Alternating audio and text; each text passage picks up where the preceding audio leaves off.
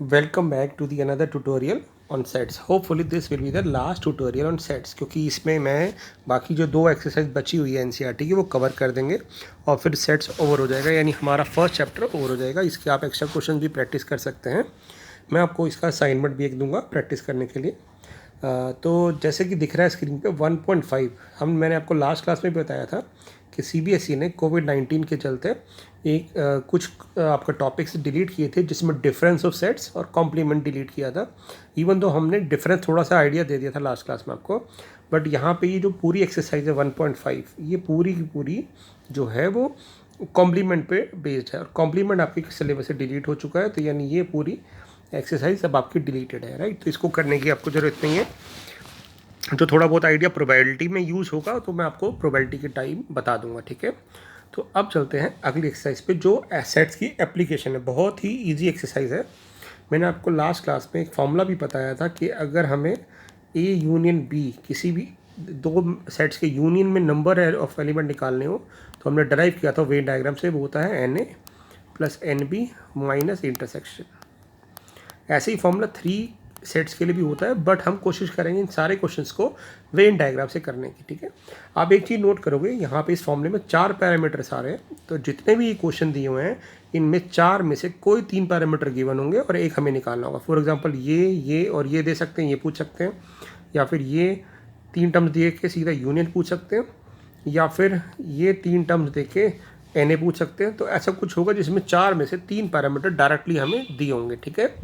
तो हम इन क्वेश्चन कैसे करेंगे, स्टार्ट करते हैं। बट उससे पहले आपको यूनियन का मतलब पता होना चाहिए। यूनियन का मतलब होता है element which are either in A और इन बी। यानी यूनियन का मतलब हो गया आपके पास और, या तो वो ए सेट में बैठा है या बी सेट में बैठा है। और इंटरसेक्शन का मतलब होता है कॉमन, यानी जो दोनों में है, बोथ। तो जब भी वर्ड बोथ आए या एंड आए तो इसका मतलब है वो इंटरसेक्शन है। और जब भी आपके पास और या एटलीस्ट वर्ड आए तो वो यूनियन है, ठीक है। तो फर्स्ट क्वेश्चन की बात करते हैं। देखो, आप फर्स्ट क्वेश्चन में स्ट्रेट फॉरवर्ड फॉर्मूला लग रहा है, ठीक है। कैसे लग रहा है, आप कहेंगे कि एक्स और वाई 2 सेट है, तो एक्स यूनियन वाई जो होगा वो फॉर्मूला क्या कहेगा, number of element in X plus number of element in Y minus intersection, ये फॉर्मूला होता है। तो इस फॉर्मूले में जो जो वैल्यूज़ दी हम पुट कर देते हैं। यूनियन हमें दे रखा है 38, यानी A union B, X union Y में 38 एलिमेंट आ रहे हैं, एक्स में 17 एलिमेंट आ रहे हैं, और वाई में 23 एलिमेंट आ रहे हैं, और इंटरसेक्शन हमें नहीं पता, ठीक है। तो ये आ गया 38, ये हो गया 40, 17 और 23 40। रीअरेंज करेंगे तो रीअरेंज करने पे हमें मिल गया कि इंटरसेक्शन के अंदर 40 माइनस 38 2 एलिमेंट आएंगे। इसका मतलब इसके अंदर 2 एलिमेंट है। ये तो हमने किया फॉर्मूले से, ठीक है ना बेटा। इसी को आप वेन डायग्राम से भी कर सकते हैं। देखिए कैसे करेंगे, मैं आपको एक बार समझाता हूँ। वेन डायग्राम से एक बार करने की कोशिश करते हैं। बहुत ईजी सा है कि हम क्या करते हैं, एक वेन डायग्राम बना लेते हैं, ठीक है। एक वेन डायग्राम बना लेते हैं यहाँ पे। इसके अंदर दोनों सेट मार्क कर देते हैं। कौन कौन से एक्स और वाई हमें सेट दिए हुए हैं,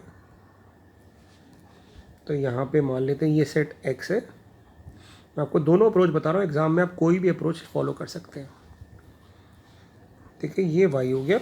अब हमेशा हमें कॉमन एलिमेंट मार्क करने होते हैं, बट यहाँ पे तो कॉमन एलिमेंट ही मिसिंग है कि इंटरसेक्शन में कितने एलिमेंट आ रहे हैं वही हमें निकालना है। तो हम क्या करते हैं, उसको मान लेते हैं एक्स, कि इसके अंदर एक्स एलिमेंट आ रहे हैं। अब आप देखो, एक्स सेट के अंदर 17 एलिमेंट आने चाहिए थे, यानी इस पूरे सेट में 17 एलिमेंट ऑलरेडी आने चाहिए। एक्स यहाँ पे बैठे हैं तो यानी रिमेनिंग 17 माइनस एक्स यहाँ आ जाएंगे। इस वाई सेट में आपके पास आने चाहिए थे 23 एलिमेंट, तो एक्स ऑलरेडी आ चुका है, तो यहाँ आ जाएंगे 23 माइनस एक्स। और ये पूरा जो एरिया होता है, ये तीनों पार्ट जो हैं मिला के मिलता है यूनियन, और वो दे रखा है 38, यानी इन तीनों का जो सम है 17 minus x plus x plus 23 minus x, ये हो गया यूनियन। और ये दे रखा है आपको 36। इसको सॉल्व करते हैं, एक्स एक्स कट जाएगा, 40 माइनस एक्स इक्वल टू 38 हो गया। तो यहाँ से सॉल्व करने पे एक्स क्या आ गया आपके पास 2। तो यहाँ से हमें x मिल गया, यानी कॉमन एलिमेंट मिल गए जो थे 2। तो वेन डायग्राम से आप बाकी इन्फॉर्मेशन भी गैदर कर सकते हैं। जैसे अगर आपसे मैं पूछता कि ऐसे कितने एलिमेंट है जो सिर्फ x में आ रहे हैं, तो आप कह सकते थे 17 - 2 15। ऐसे कितने एलिमेंट हैं जो सिर्फ y में आ रहे हैं, यानी ओनली y में, 23 - 2 यानी 21। तो वेन डायग्राम से ज़्यादा क्लियर हो जाता है। ठीक है, क्वेश्चन नंबर 2 पे चलते हैं। तो यहाँ पे फिर से देखिए आप कि हमें इंटरसेक्शन पूछा है, तो हम क्या करते हैं, एक वेन डायग्राम बना लेते हैं। ठीक है, फिर से हमें इंटरसेक्शन नहीं दिया और फॉर्मूले से तो आप कर ही सकते हैं, तो हम वेन डायग्राम से करेंगे, ज़्यादा इजी रहेगा। ठीक है, तो हमें यहाँ पे इंटरसेक्शन नहीं पता, तो हमने मान लिया x एलिमेंट है, x सेट के अंदर 8 एलिमेंट आ रहे हैं, तो यहाँ पे आ जाएंगे 8 - x, क्योंकि पूरे सेट में इन पूरे x का टोटल 8 होना चाहिए, तो x ऑलरेडी काउंटेड है, वो दोनों में है। y के अंदर 15 एलिमेंट आने चाहिए, तो ये 15 - x हो जाएंगे, क्योंकि पूरे y में 15 एलिमेंट आने चाहिए, और इन सब का जो टोटल होता है वो यूनियन होता है, तो हम कहेंगे 8 - x + x + 15 - x should be equal to union, और वो हमें दे रखा है 18 18। तो x कट जाएगा, 23 - x = 18। तो सॉल्व करने पे x क्या आ जाएगा, 5। और हमसे क्या पूछा गया था कि इंटरसेक्शन में एलिमेंट बताओ कितने होंगे, तो आप कहेंगे इंटरसेक्शन जो है कॉमन पार्ट, वो तो हमने x एज्यूम किया था, तो वो आ जाएगा 5। तो ये भी बहुत ही ईजी क्वेश्चन था। ठीक है, अब यहाँ पे x और y की जगह आपको कुछ वर्ड दे दिए जाएंगे। जैसे वर्ड मतलब x क्या है, इंग्लिश लैंग्वेज और y लैंग्वेज। एक बार मैं क्वेश्चन को पढ़ता हूँ आपके लिए। In a group of 400 people, total 400 लोगों का ग्रुप है, जिसको हमने यूनिवर्सल सेट मान लिया। 250 स्पीक हिंदी, 250 लोग हैं जो हिंदी पढ़ते हैं बोलते हैं। 200 स्पीक इंग्लिश, 200 इंग्लिश बोलते हैं। अब आपको क्वेश्चन में माइंड में आएगा कि 400 पीपल हैं, 250 और 200, तो 450 हो गई, ये क्रॉस कैसे कर गया? क्योंकि बेटा उसने ये नहीं बोला ना कि सारे के सारे एक ही लैंग्वेज बोलते हैं, ऐसा भी तो हो सकता है कुछ लोग दोनों लैंग्वेज बोलते हो, तो वो हमें नहीं पता। तो हमने यहाँ पे मान लिया कि ये सेट हिंदी लैंग्वेज बोलने वालों का है, ये सेट इंग्लिश लैंग्वेज बोलने का है, बोलने वाले लोगों का, और ये पार्ट जो है कॉमन, ये वो सेट है, यहाँ पे वो एलिमेंट बैठे हैं जो दोनों लैंग्वेज बोलते हैं। अब वही हमें निकालना है बोथ, तो हम इसको मान लेते हैं x है। अब 250 स्पीक हिंदी, टोटल हिंदी जितने लोग पढ़ते हैं वो 250 है, इसका मतलब इस सर्कल के अंदर 250 लोग आने चाहिए थे। x हम ऑलरेडी लिख चुके हैं, तो 250 - x यहाँ आ जाएगा। अब इंग्लिश बोलने वाले जो लोग हैं वो टोटल 200 है, x ऑलरेडी हम लिख चुके हैं, तो यहाँ पे आ जाएगा 200 - x। अब टोटल लोगों का जो ग्रुप है 400 है। यहाँ पे एक चीज़ और देनी चाहिए कि ये जो 400 लोग हैं ये दो ही लैंग्वेज बोलते हैं, इंग्लिश या हिंदी या दोनों। ठीक है ना, तो हम ये मान के चल रहे हैं कि इसके अलावा और कोई लैंग्वेज नहीं बोलते। तो इसका मतलब क्या हो गया कि इन सब का जो टोटल है यूनियन, यानी इन सब का टोटल मतलब जो 3 रीजन में आंसर आ रहा है ये यूनियन है, ये 400 दे रखा है, क्योंकि 400 ही लोग हैं, तो x कट जाएगा, तो ये आ जाएगा 450 - x = 400। तो x कितना आ गया मेरे पास, x आ गया 50। इसका मतलब क्या हो गया, 50 लोग वो हैं जो दोनों लैंग्वेज बोलते हैं, यानी 50 लोग हिंदी और इंग्लिश दोनों बोलते हैं। ठीक है, अगर आपसे पूछा जाता सिर्फ हिंदी बोलने वाले कितने हैं, तो आप कहते हैं 250 - 50, यानी 200 लोग सिर्फ हिंदी बोलते हैं। अगर आपसे पूछा जाता है इंग्लिश बोलने वाले, सिर्फ इंग्लिश बोलने वाले कितने लोग हैं, तो आप कहते हैं 200 - 50 150 होता है। तो याद रखिएगा सेट्स में ओनली हिंदी और हिंदी बोलने में बहुत डिफरेंस है। ओनली हिंदी में सिर्फ हिंदी बोल रहे हैं, और हिंदी में दूसरी लैंग्वेज भी बोल सकते हैं। ठीक है, 4th पे चलते हैं। यहाँ पे अब क्या पूछा, ये तो बहुत ही आसान क्वेश्चन है, यूनियन पूछा होगा। तो हम क्या करेंगे, सेट, यही वेन डायग्राम बना लेते हैं। वेन डायग्राम बना ले, ये यूनिवर्सल सेट हो गया। यहाँ पे 2 सेट बना लिए, एक सेट आ गया S और एक सेट आ गया T। और मैंने आपको बताया था हमेशा इंटरसेक्शन मार्क करना पहले, तो इंटरसेक्शन दे रखा है 11, यानी कॉमन एलिमेंट 11 है। इंटरसेक्शन प्लॉट करने का एक इम्पॉर्टेंट और यूज़ होता है, क्योंकि हम टोटल में से उसको माइनस कर सकते हैं। अब S सेट के अंदर 21 एलिमेंट आ रहे हैं, यानी इस पूरे सर्कल में 21 एलिमेंट आ रहे हैं। आपने ध्यान रखना है कि कुछ बच्चे यहाँ पे 21 लिख देते हैं, जबकि ये 21 नहीं लिखना है, 21 पूरे सर्कल का टोटल है। तो अगर पूरे सर्कल का टोटल 21 है, 21 है, तो यहाँ पे 10 आएगा, क्योंकि ऑलरेडी 11 आ चुके हैं। ठीक है, टी सेट के अंदर 32 एलिमेंट आ रहे हैं, यहाँ लिखा है 32 एलिमेंट टी सेट के अंदर आ रहे हैं, यानी इस पूरे सेट के अंदर 32 एलिमेंट आ रहे हैं।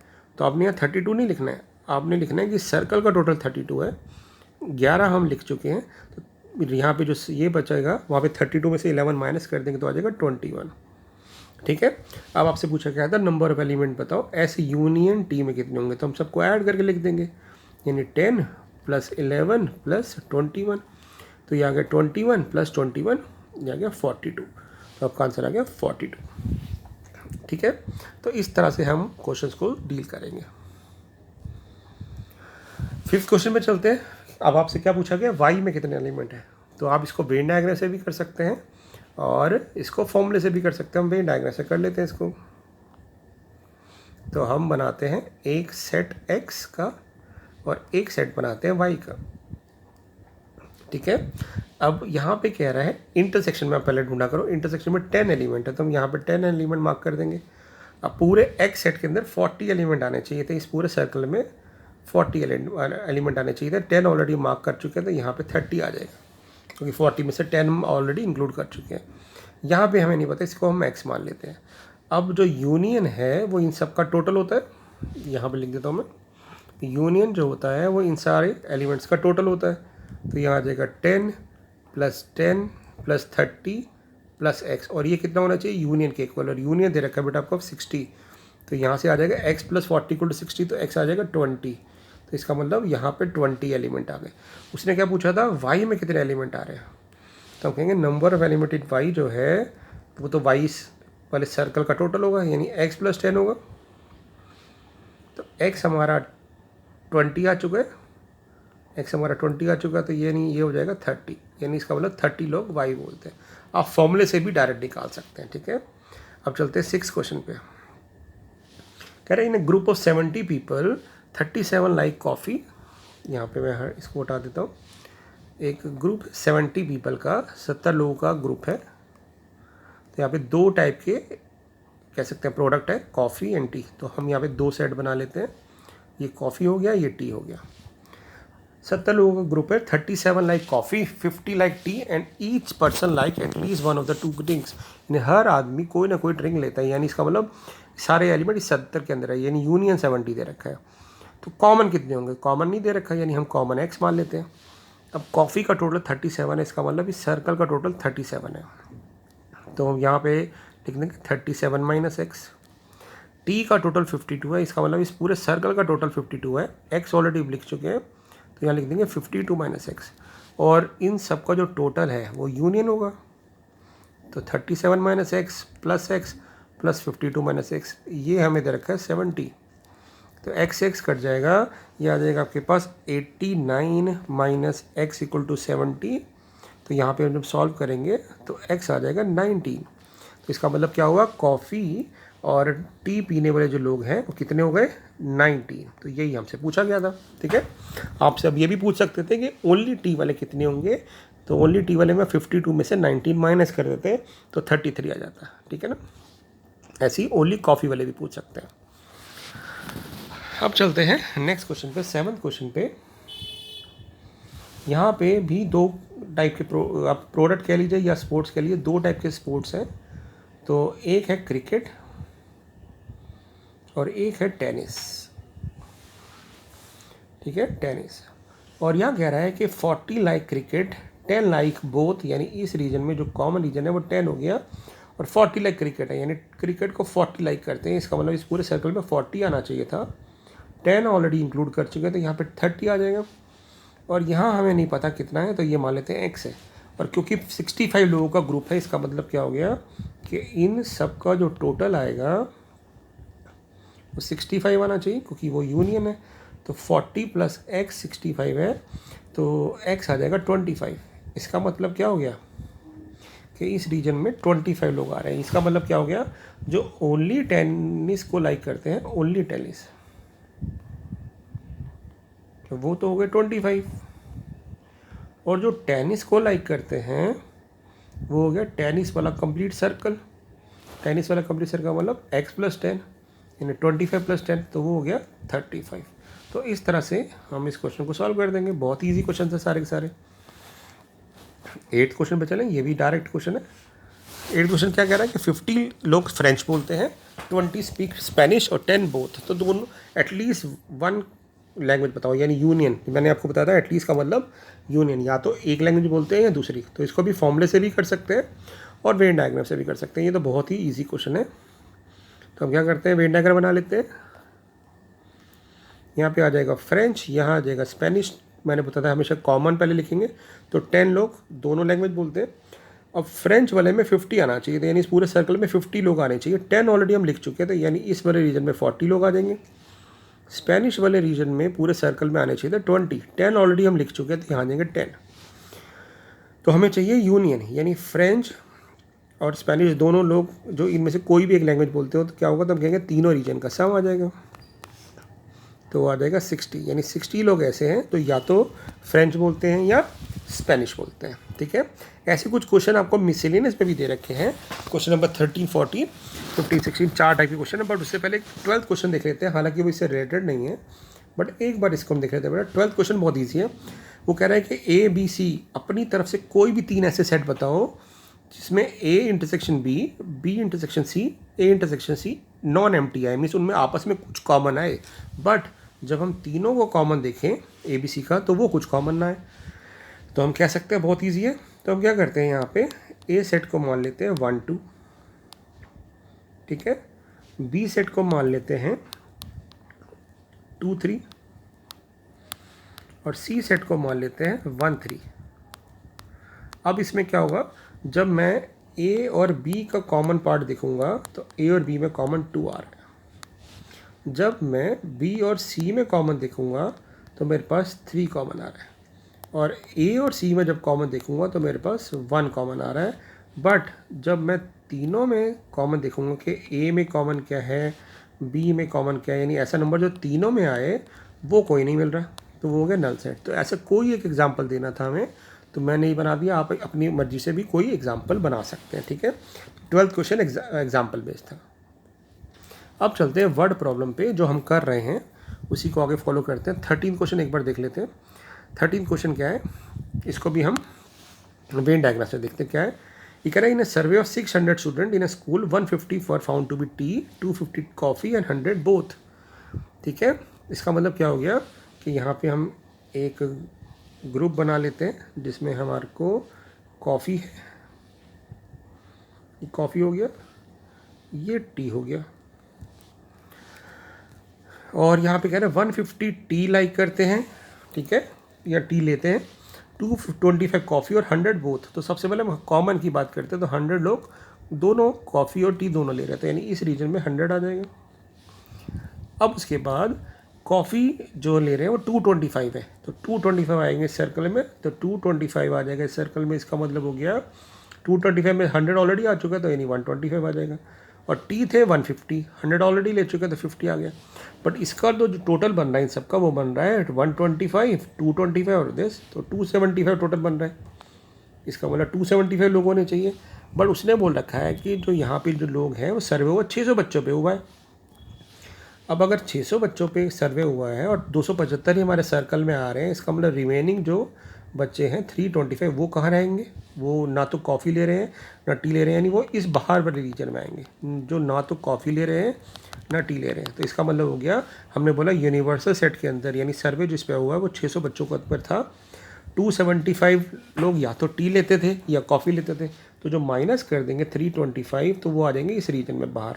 तो आपसे क्वेश्चन में यही पूछा गया था, ऐसे कितने लोग हैं जो ना तो कॉफ़ी लेते हैं ना टी लेते हैं। तो आप कहेंगे ऐसे लोग जो टी भी नहीं लेते, नाइदर टी नॉर कॉफ़ी, वो आएंगे बाहर वाले रीजन में। और बाहर वाले रीजन में आएंगे तो बाहर वाला रीजन कौन सा हुआ, ये जो हमने माइनस करके निकाला है यूनिवर्सल में से, तो आ जाएंगे 325। ठीक है बेटा, तो ये बहुत ही इजी क्वेश्चन है, वेन डायग्राम से बहुत आसानी से कर सकते हैं। अब चलते हैं 14 क्वेश्चन पे, ये भी बहुत आसान है आपके लिए। 14 क्वेश्चन एक बार पढ़ ले, क्या है ये कह रहा है 14 क्वेश्चन में, ये ना group student 100 student knows Hindi, 100 लोग बच्चों को हिंदी पता है, 50 नोज इंग्लिश, 50 लोगों को इंग्लिश पता है, यानी ये ग्रुप हो गया हिंदी का, ये मान लेते हैं इंग्लिश का। एंड 25 नोज बोथ, यानी 25 लोग ऐसे हैं जिनको दोनों लैंग्वेज पता है, हिंदी भी पता है और इंग्लिश भी पता है। तो हम सर्कल को पहले कंप्लीट कर लेते हैं। 100 लोगों को हिंदी पता है, यानी इसका मतलब सर्कल में हिंदी के 100 लोग आने चाहिए। 25 हम ऑलरेडी लिख चुके हैं तो यहाँ 75 आ जाएगा। इंग्लिश जो पसंद है वो पसंद है 50 लोगों को, 25 ऑलरेडी आ चुके तो 25 यहाँ आ जाएगा। अब वो पूछ रहा है कि पूरे ग्रुप में कितने लोग थे, यानी यूनियन में कितने आ रहे हैं, कि इसके अलावा और तो नहीं दिया गया भी, ऐसे लोग तो नहीं है जो दो इनमें से कोई ना पसंद करते वो बाहर आ जाते, बट वो इन्फॉर्मेशन नहीं दी। इतनी इन्फॉर्मेशन के बेसिस पे कितने लोग टोटल हैं, तो कहेंगे यूनियन में कितने लोग आ रहे हैं, तीनों रीजन के नंबर्स को हम ऐड कर देंगे तो मेरे पास आ जाएगा 125। इसका मतलब जो सर्वे हुआ था वो 125 लोगों पे हुआ था, यानी ग्रुप के अंदर 125 लोग थे। ठीक है, तो वेन डायग्राम से ये क्वेश्चन बहुत ही ईजी हो जाते हैं, और जनरली एग्जाम में इसके ऊपर बेस्ड क्वेश्चन 4 मार्कर नहीं तो 6 मार्कर आता ही है। ये 15 क्वेश्चन और 16 क्वेश्चन बहुत ही इंपॉर्टेंट हैं, क्योंकि ये 3 सेट्स वाले हैं, और जनरली बोर्ड में आपके ये फाइनल एग्जाम में इस पे बेस पे क्वेश्चन आता ही आता है। तो एक बार हम देखते हैं कैसे करेंगे इन क्वेश्चन को, बहुत आसान होते हैं। तो 3 सेट कैसे बनाएंगे बेटा, 3 सेट यहाँ क्योंकि आपके लिए नया क्वेश्चन है, तो 3 सर्कल हम ऐसे बनाएंगे, ये 2 सर्कल हो गए और ये 3 सर्कल हो गए इस तरह से, ये तीसरा सर्कल। तो यहाँ पे नाम दे देते हैं। 3 टाइप के न्यूज़पेपर है, ये है एच न्यूज़पेपर, फिर है टी न्यूज़पेपर और फिर है आई न्यूज़पेपर। आपको सबसे पहले क्या करना है, वो रीजन मार्क करना है जो तीनों में कॉमन हो। ये रीजन जो है वो तीनों में कॉमन है जो डॉट लगी हुई है। ये रीजन है जो एच और टी में कॉमन है, ये वाला। ठीक है, और ये रीजन जो है ये एच और आई में कॉमन है, और ये रीजन जो है वो टी और आई में कॉमन है। ठीक है, तो ये हमें ध्यान में रख के अब सारी इन्फॉर्मेशन को हमें प्लॉट करना है। करते हैं प्लॉट। सबसे पहले देखेंगे जो तीनों में कॉमन है वो क्या है, 3 रीड ऑल द न्यूज़पेपर। 3 लोग ऐसे हैं जो तीनों न्यूज़पेपर पढ़ते हैं, तो हम इसको लिख देंगे 3। ठीक है, अब वो कह रहा है 11 लोग हैं जो एच और टी पढ़ते हैं, यानी एच और टी में, यानी इस वाले पोर्शन में 11 लोग आने चाहिए। 3 ऑलरेडी हम आ चुके हैं, तो हम यहाँ पे 8 लिख देंगे, क्योंकि हमारे को इसका टोटल 11 ही बनाना है। अब 9 लोग जो है वो एच और आई पढ़ते हैं, एच और आई, ये एच है और आई है, यहाँ पे आना चाहिए था 9। 3 ऑलरेडी आ चुका है तो ये लिख दूंगा 6। अगर मैं 9 लिख देता हूँ तो टोटल तो 12 बन जाएगा, बट मुझे तो क्रॉस नहीं करना। ठीक है, और फिर यहाँ पे एक टर्म मिस हो गई, 8 read both T and I. T और आई का कॉमन पार्ट ये है, टी और आई के बीच में सर्कल में यहाँ 8 लोग आने चाहिए। 3 ऑलरेडी बीच में लिखा हुआ है कॉमन, तो यहाँ आ जाएगा 5। ठीक है, बहुत आसान है, सारी इन्फॉर्मेशन हमें दी हुई है, हम उसको लिखते रहेंगे। अब कह रहा है 26 रीड आई न्यूज़पेपर, यानी आई सर्कल का टोटल 26 आना चाहिए। इस सर्कल का टोटल 26 आना चाहिए, तो इस सर्कल में 6, 3 और 5 ऑलरेडी आ चुका है, तो 6 और 3 कितने होंगे 9, 9 और 5 कितने होंगे 14, 14 26 में से माइनस कर देंगे, बचेगा आपके पास 12, तो 12 लोग यहाँ आ जाएंगे। ठीक है, अब कह रहा है 26 read H newspaper, sorry T newspaper. इस टी के अंदर 26 लोग आने चाहिए, तो हमारे पास 8 और 5 11, 11 और 5 16 लोग आ चुके हैं, तो 10 लोग यहाँ आ जाएंगे।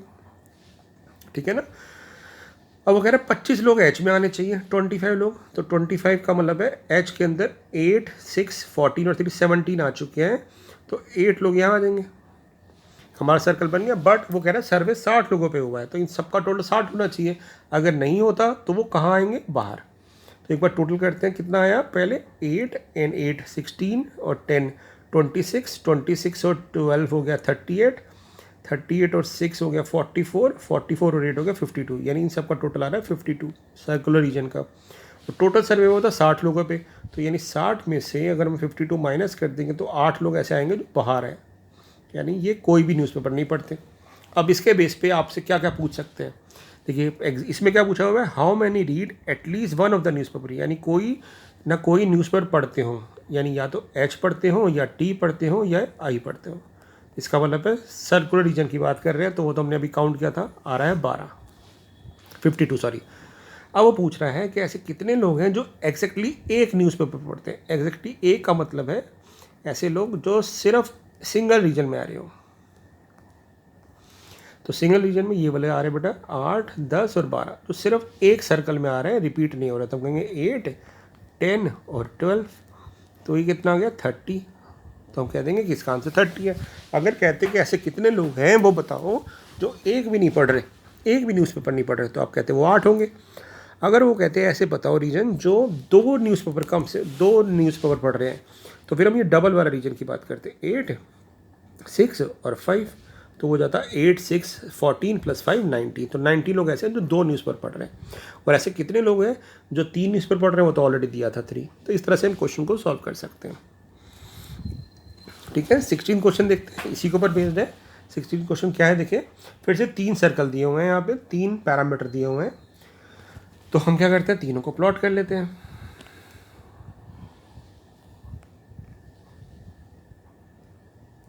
ठीक है, तो पहला सर्कल ये आ गया, दूसरा सर्कल ये हो गया आपका, और तीसरा सर्कल ये हो गया। ठीक है, यहाँ पे इसको नाम दे देते हैं, ये ए, ये बी और सी। सबसे पहले क्या करना होता है हमें, कॉमन, तीनों में कॉमन। तो यहाँ पे दे रखा है 8 लाइक ऑल द 3 प्रोडक्ट, तो यानी 8 यहाँ आ जाएंगे। उसके बाद कह रहा है 14 like B and C, B और सी में कॉमन ये होगा, बी और सी, इसमें आने चाहिए थे आपके 14। 8 ऑलरेडी आ चुके हैं, तो 6 आ जाएंगे यहाँ पे, ताकि इस पूरे रीजन में 14 आ जाए। 12 लाइक सी एंड ए, 12 इस रीजन में 12 आने चाहिए। 8 ऑलरेडी आ चुके हैं, तो इस वाले रीजन में 4 एलिमेंट आ जाएंगे, ताकि 12 बन जाए। 14 लाइक ए एंड बी, इधर 14 लोग आने चाहिए, 8 ऑलरेडी आ चुके हैं, तो 6 यहाँ आ जाएंगे। अब 19 लाइक सी, सी के अंदर 19 आना चाहिए, तो सी का टोटल देखना ऑलरेडी कितना आ चुका है, सी का टोटल हो चुका है 6 एंड 4 10 और 8 18, और होने चाहिए थे सी के अंदर 19 29, तो 11 है ना, 18 टोटल आ रहा है, और 29 होने चाहिए, तो 11 यहाँ आ जाएंगे। वैसे क्वेश्चन हमारा यहीं ओवर हो चुका है जो उसने पूछा है, बट फिर भी हम पूरा सर्कल कंप्लीट करेंगे। 26 लाइक बी, तो बी को 26 करते हैं, बी में 6 और 8 20 आ चुके हैं, तो 6 यहाँ आ जाएंगे। ए में 21 आने चाहिए, तो 6 और 8 ये हो गया 4 10 18 आ चुके, 3 आ जाएंगे। और कोई इन्फॉर्मेशन दी नहीं कि कितने पे सर्वे हो रहा है, तो यहाँ पूछा हुआ है सिर्फ सी, ओनली सी वाले बताओ जो सिर्फ सी प्रोडक्ट को लाइक करते हैं, जो अकेले यहाँ बैठे हैं, वो हो गए 11। अगर कहते हैं कि प्रोडक्ट ऐसे बताओ जो सिर्फ बी को लाइक करते हैं, तो 6, और अगर कहते हैं जो ओनली ए को लाइक करते हैं, तो 3, या फिर ऐसे भी पूछ सकते थे जो ओनली 1 प्रोडक्ट को लाइक करते हैं, तो फिर हम तीनों का टोटल कर देते हैं 11, 6 17 और 3 20। ऐसा भी पूछ सकते थे 2 रीजन को लाइक करते हो, तो 6 और 4। ठीक है ना, इस तरह से कोई भी क्वेश्चन को फ्रेम कर सकते हैं। तो ये थे इसकी एप्लीकेशन पार्ट। ठीक है, आई होप आपको ये सब समझ आ रही होगी। ठीक है ना, अब मिसलिनियस के कुछ और क्वेश्चन भी डिस्कस करते हैं। ऑलमोस्ट 5-6 क्वेश्चन हमने लास्ट वाले तो इंपॉर्टेंट थे, कुछ डिलीटेड है, फटाफट मिसलिनियस कंप्लीट भी हो जाएगी।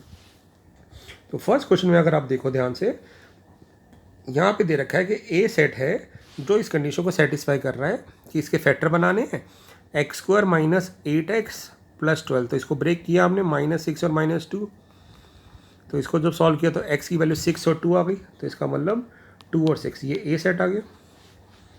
बी सेट क्या दे रखा है हमें, बी सेट है 2 4 6। डी सेट क्या है, डी सेट है 6, और सी सेट है हमारे पास, सी सेट के एलिमेंट दे रखे हैं हमें 2 4 6 8, इस तरह से सारे एलिमेंट दे रखे हैं, तो हम इसको लिख लेते हैं 2 4 6 8, और ये चलता जा रहा है।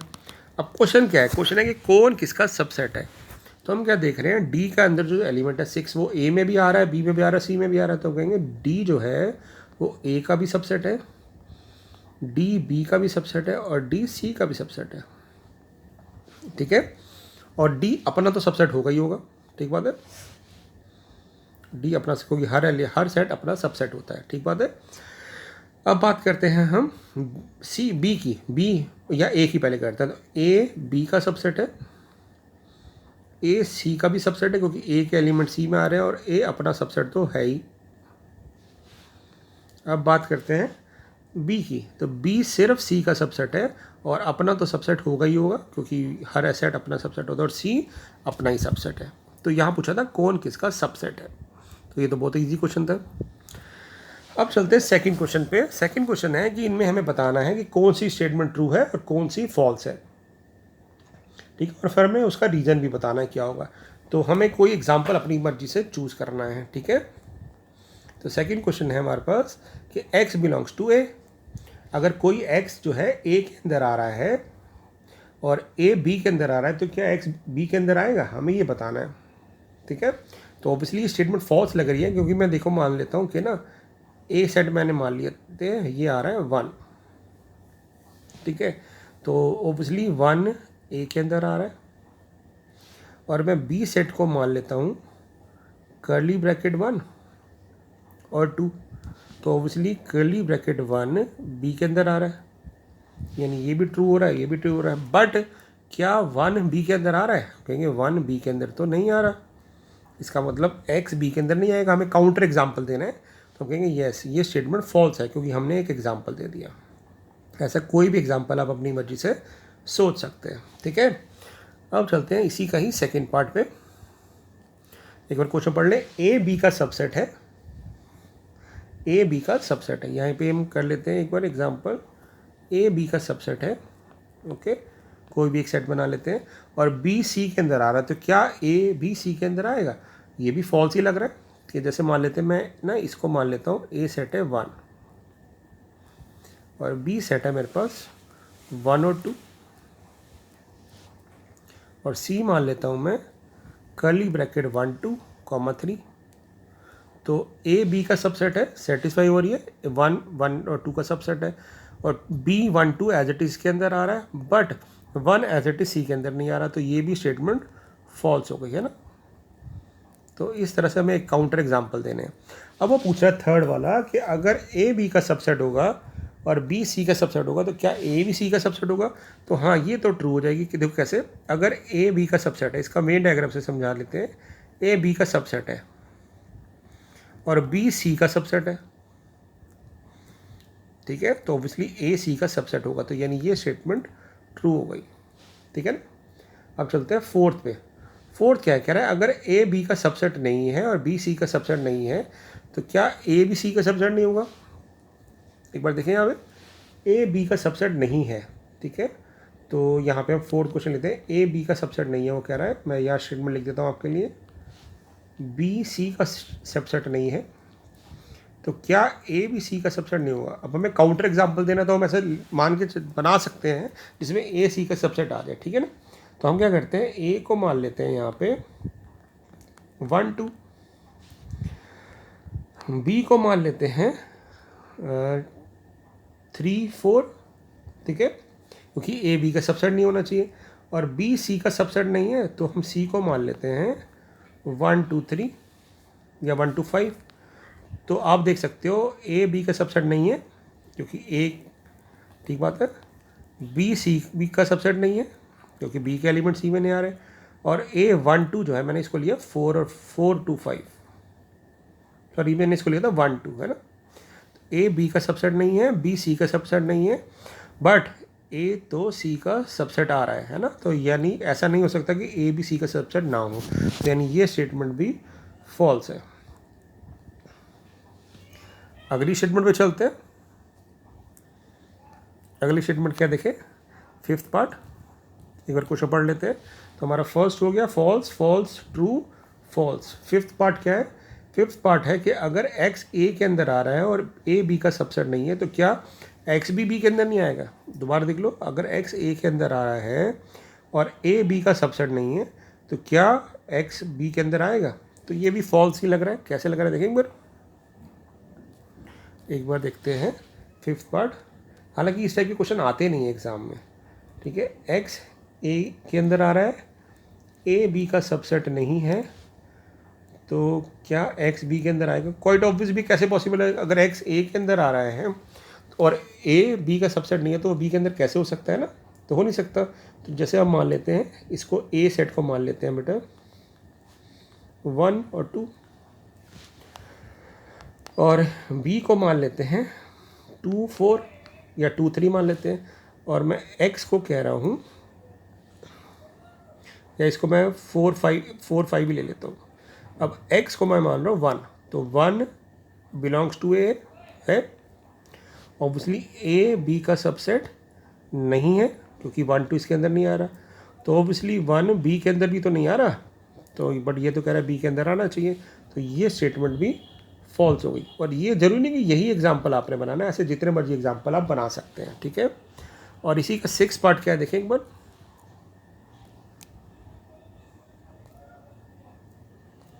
इसका 6 पार्ट है कि अगर ए बी का सबसेट है, यानी ए के सारे एलिमेंट बी में आ रहे हैं और एक्स बी में नहीं आ रहा, तो ऑब्वियसली एक्स ए में नहीं आएगा। ये तो ट्रू ही है, ठीक है ना, क्योंकि देखो यहाँ पे इसको डायग्राम से समझा सकते हैं कि अगर ए बी का सबसेट है, ए के सारे एलिमेंट बी में आ रहे हैं और एक्स बी में नहीं है, यानी एक्स बाहर बैठा है, तो इसलिए अगर एक्स बाहर बैठा है यहाँ पे, तो वो ए में भी कैसे आएगा? तो ये स्टेटमेंट तो ट्रू है।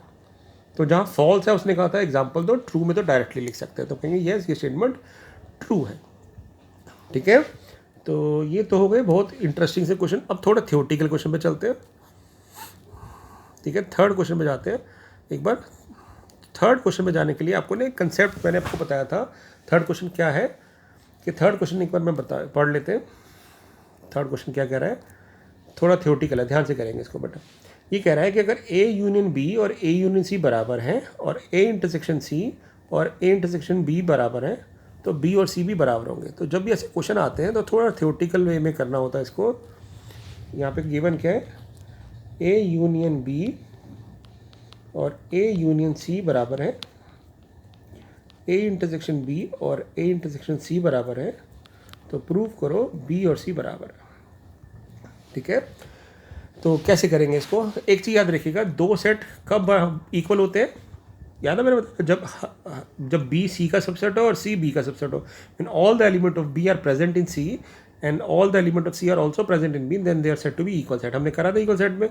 तो जब भी आपको कभी किसी सेट को प्रूव करना होगा तो आपको दो चीज़ प्रूव करनी है कि बी सी का सबसेट है और सी बी का सबसेट है, दोनों एक दूसरे के सबसेट है, तो दोनों इक्वल है। ये अप्रोच रहेगी जब भी हम दो सेट को इक्वल प्रूव करेंगे, ठीक है। तो बहुत ईजी सी अप्रोच है, देखते हैं बेटा कैसे करेंगे। हम क्या करते हैं, केस 1 पहले हम लेके चलते हैं कोई भी एक ऐसा एलिमेंट, मान लेते हैं कोई भी ऐसा एक्स एलिमेंट एक्स है जो बी के अंदर आ रहा है, ठीक है।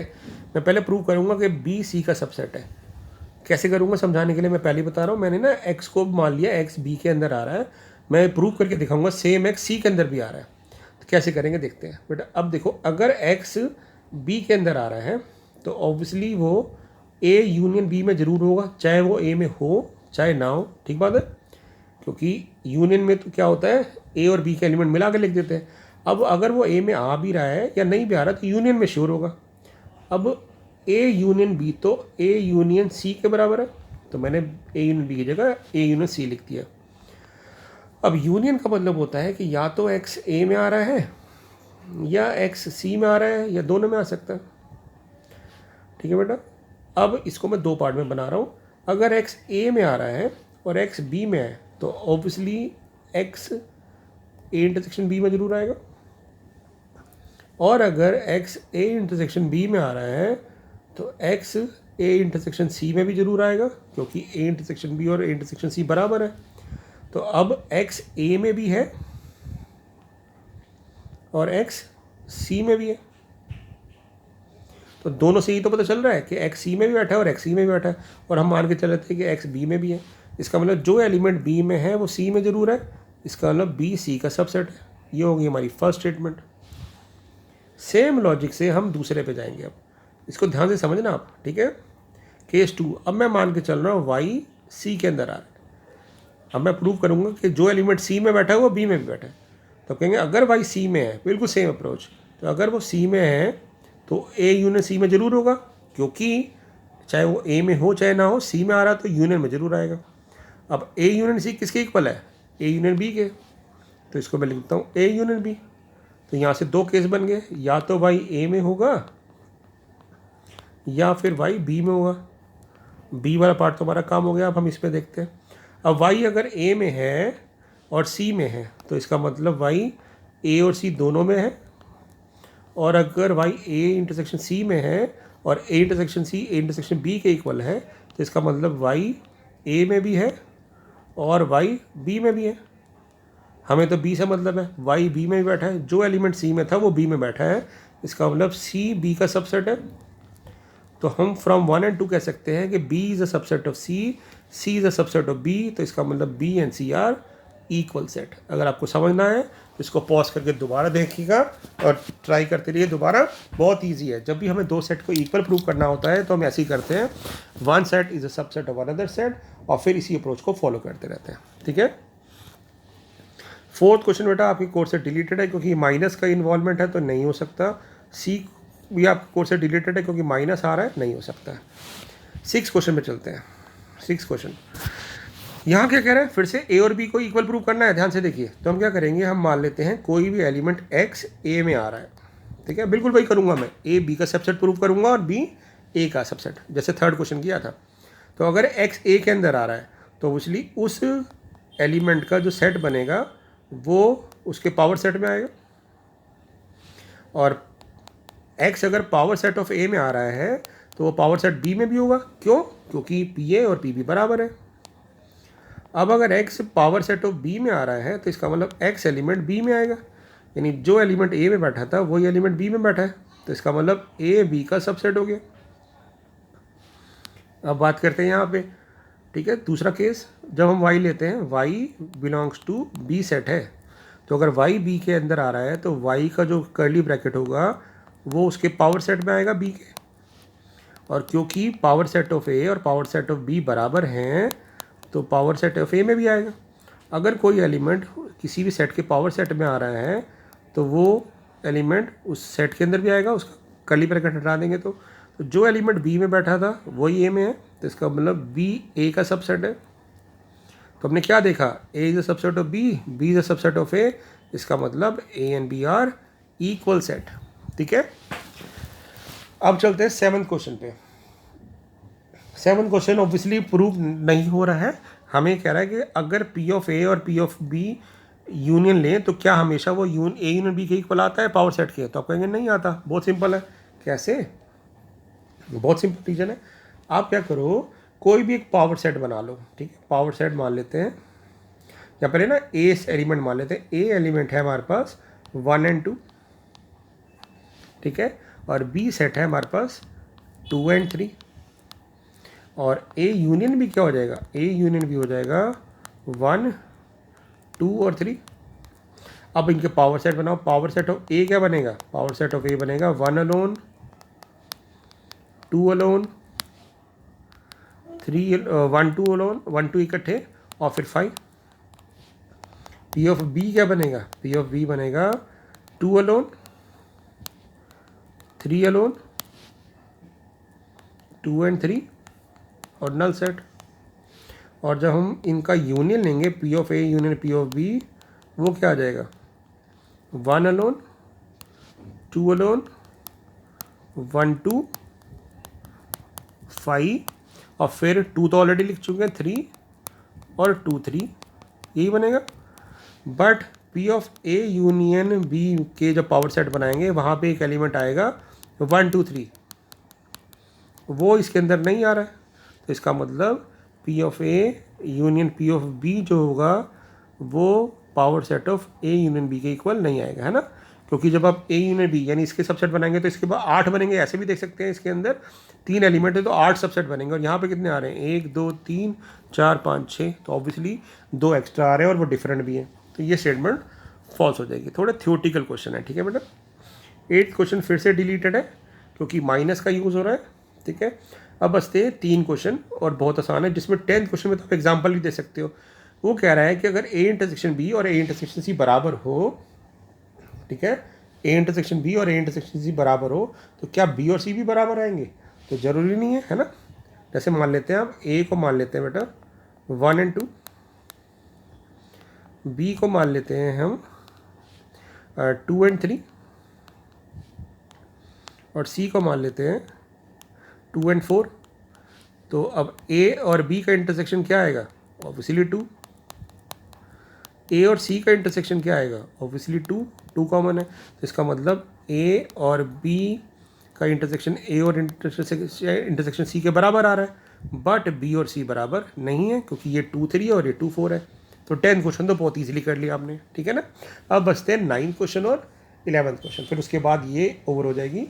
ये भी बोर्ड पॉइंट ऑफ व्यू से, मतलब फाइनल एग्जाम के पॉइंट ऑफ व्यू से इंपॉर्टेंट नहीं है, बट एक बार इन क्वेश्चन को कर लेते हैं, ठीक है।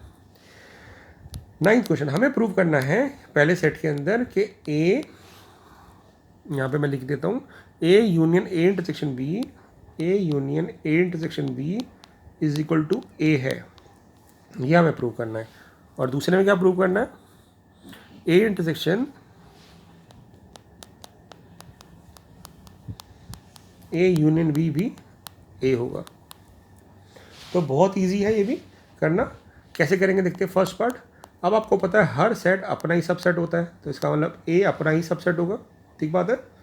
और अगर ए का सबसेट है तो ए इंटरसेक्शन बी भी ए का सबसेट होगा, चाहे वो बी में कॉमन आए या ना आए। अगर बी में कॉमन नहीं आएगा तो फाई हो जाएगा, फाई हर एक का सबसेट होता है। और अगर कॉमन आ रहा है तो अगर ए के अंदर है तो ए इंटरसेक्शन बी भी ए के अंदर जरूर आएगा, है ना। जब वेन डायग्राम बनाते हैं तो ऐसे ही बनाते हैं ना, ये होता है ये बी होता है, तो इंटरसेक्शन तो ए के अंदर आता ही आता है, ठीक बात है कि नहीं। तो अगर ए का सबसेट है तो ए इंटरसेक्शन बी भी ए का सबसेट है। तो जब मैं इन दोनों को यूनाइट कर दूंगा तो क्या आ जाएगा, A union A intersection B is also subset of A, क्योंकि दोनों एक दूसरे के सबसेट है, उनका यूनियन भी सबसेट बनेगा, ठीक बात है। तो ये तो हुआ फर्स्ट पार्ट। और ऐसे ही हम उल्टा जा सकते हैं मतलब सेम ए में, जैसे मैं आया थे एक बी का सबसेट है दूसरा बी सी का सबसेट है, दोनों एक दूसरे के इक्वल हो जाएंगे, ठीक बात है कि नहीं। तो हम ये कह सकते हैं यस दे आर इक्वल। नहीं तो आप इसको भी लिख सकते हैं कि अगर एक्स एलिमेंट इसके अंदर आ रहा है तो एक्स इसके अंदर भी आएगा। जैसे मैं इसको ऐसे करके बताता हूँ, लेट अस से ये तो एक अप्रोच हो गई, ठीक है ना।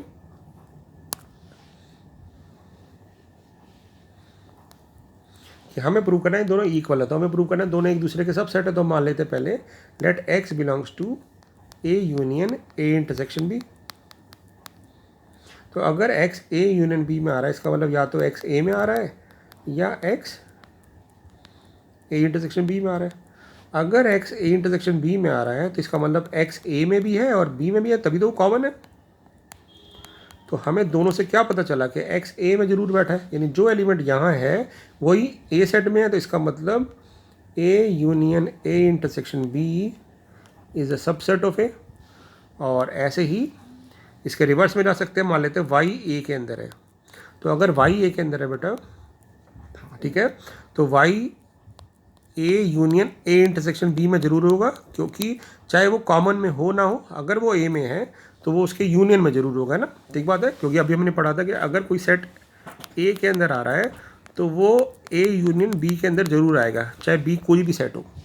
तो जो एलिमेंट यहाँ बैठा है वो यहाँ बैठा है, इसका मतलब ए इस सेट का सबसेट है, दोनों एक दूसरे के सबसेट है, इसका मतलब they both are equal to each other. तो बहुत इजी अप्रोच होती है इनको करने की। अब चलें अगले वाले पे। अब हमारा सेकंड पार्ट था A intersection A union B equal to A. Same वही बात करते हैं कि हम मान लेते हैं let X belongs to A intersection A union B. इसका मतलब क्या हो गया, एक्स बिलोंग्स टू ए है and X belongs to A union B है। अब एक्स ए में आ रहा है और एक्स इसमें भी आ रहा है, यानी दोनों में कॉमन है। तो इसका मतलब एंड एक्स चाहे वो ए बी में हो चाहे ना हो, बट वो एक्स ए में रहेगा, यानी जो एलिमेंट यहाँ बैठा है वो ए में जरूर बैठा है, दोनों ही केस में। तो इसका मतलब A intersection A union B is a subset of A. Reverse order में चलते हैं कि मान लेते हैं वाई ए के अंदर बैठा है। अगर वाई ए में है तो वो ए यूनियन बी में जरूर होगा, ठीक बात है। और अगर वाई ए यूनियन बी में है और ए में है तो इसका मतलब वो इन दोनों में कॉमन आएगा। तो जो एलिमेंट यहाँ है वो यहाँ है, तो इसका मतलब ए सेट इसका सबसेट है और दोनों एक दूसरे के सबसेट हैं, तो इसका मतलब ये दोनों आपस में इक्वल हैं, ठीक है। बहुत इजी एक्सरसाइज है बट समझने वाली ज़रूरत है, ठीक है। Last question of the exercise tutorial also, उसके बाद मिसलेनियस पूरी ओवर हो जाएगी और आप इसको अब खुद कर सकते हैं। तो अब 11th क्वेश्चन की बात करते हैं। 11th क्वेश्चन एक बार देख लें क्या है। 11th क्वेश्चन में हमें ये प्रूव करना है, ये तो हो गया। 11th क्वेश्चन में यहाँ दिया है ए इंटरसेक्शन एक्स और बी इंटरसेक्शन फाई है और ए यूनियन एक्स और बी यूनियन एक्स बराबर है। मैं लिख देता हूँ यहाँ पे ए इंटरसेक्शन एक्स और बी इंटरसेक्शन एक्स फाई है, ए यूनियन एक्स और बी यूनियन एक्स बराबर है। तो हमें क्या प्रूव करना है यहाँ पे, हमें प्रूव करना है कि ए इक्वल टू बी है। कैसे करेंगे एक बार देखते हैं। अब ना बेटा इस क्वेश्चन में मैं ये प्रॉपर्टी प्रूफ को यूज़ करूँगा जो पीछे करी हमने, कि अगर ए सेट को हम लिख सकते हैं A intersection A union B, तो यूनियन की जगह मैं एक्स लिख दूंगा यहाँ पे। ये प्रॉपर्टी हम यूज़ करेंगे, ठीक है। ऐसे ही बी सेट को लिख सकते हैं B intersection B union X. अभी हमने प्रूफ की ना क्वेश्चन नंबर 9 में, तो बिल्कुल वही यूज़ करेंगे। कैसे करेंगे देखते हैं। देखो ध्यान से बेटा, ए को मैं लिख सकता हूँ ए इंटरसेक्शन ए यूनियन एक्स। अब ए यूनियन एक्स किसके इक्वल है, ए यूनियन एक्स इक्वल है बी यूनियन एक्स के, तो मैंने उसकी जगह रिप्लेस कर दिया। अब मैं इसको बी के साथ ऑपरेट करता हूँ, तो ये बन जाएगा ए इंटरसेक्शन बी डिस्ट्रीब्यूटेड प्रॉपर्टी, फिर ये सिंबल आएगा यूनियन ए इंटरसेक्शन एक्स। अब ए इंटरसेक्शन एक्स तो फाई है, ये तो नल सेट है, तो अगर ये नल सेट है तो नल सेट का किसी के साथ जब यूनियन करेंगे तो वो सेट वापस आ जाएगा। यानी हमारे पास आ गया कि ए जो है वो ए इंटरसेक्शन बी है। अब आपको पता है कि अगर कोई सेट अपने इंटरसेक्शन के इक्वल होगा तो इसका मतलब वो किसका सबसेट है, बी का सबसेट है। अगर आपको यहाँ नहीं करना तो यहीं रोक दो, कोई प्रॉब्लम नहीं, कंफ्यूज नहीं होना, यहीं रोक दो। अब ऐसे ही आप बी साइड ले आओ, ठीक है। ऐसे बी साइड ले आते हैं बेटा। बी को क्या लिख सकते हैं, बिल्कुल इसी तरह से B intersection B union X, ठीक है। अब बी यूनियन एक्स को क्या लिख सकते हैं, इसको लिख सकते हैं ए यूनियन एक्स, क्योंकि बी यूनियन एक्स और ए यूनियन एक्स बराबर है। इस पर भी डिस्ट्रीब्यूटिव प्रॉपर्टी लगा दो, बी इंटरसेक्शन ए फिर बीच में यूनियन बी इंटरसेक्शन एक्स। अब ये भी फाई है, तो किसी भी सेट का अगर हम यूनियन लेंगे नल सेट के साथ तो वो सेट वापस आ जाएगा। तो यानी और ए इंटरसेक्शन बी को हम बी इंटरसेक्शन से लिख सकते हैं, तो हम देख रहे हैं दोनों ही बराबर हैं, तो इसका मतलब ए और बी बराबर है। नहीं तो एक और चीज़ कर सकते थे आप, हम यहाँ दिखाते हैं, अभी हमने पढ़ा था कि अगर ए बी का सबसेट होता है तो इंटरसेक्शन कॉमन आता है। तो इसका मतलब हम ये भी कह सकते थे कि अगर ए इंटरसेक्शन बी के इक्वल आ रहा है तो ए बी का सबसेट है। यहाँ से दिखाते बी ए इंटरसेक्शन बी के इक्वल आ रहा है, बी ए का सबसेट है, तो ए और बी दोनों सबसेट है, इसका मतलब ए और बी बराबर है। तो वही सेम अप्रोच भी फॉलो कर सकते हैं। तो इस तरह से हमने मिसलिनियस ओवर कर दी। तो इस तरह से चैप्टर नंबर 1 कंप्लीट हो चुका है। इसको रिवाइज करिए और कोई डाउट हो तो आप पूछ सकते हैं, ठीक है बेटा। Thank you so much.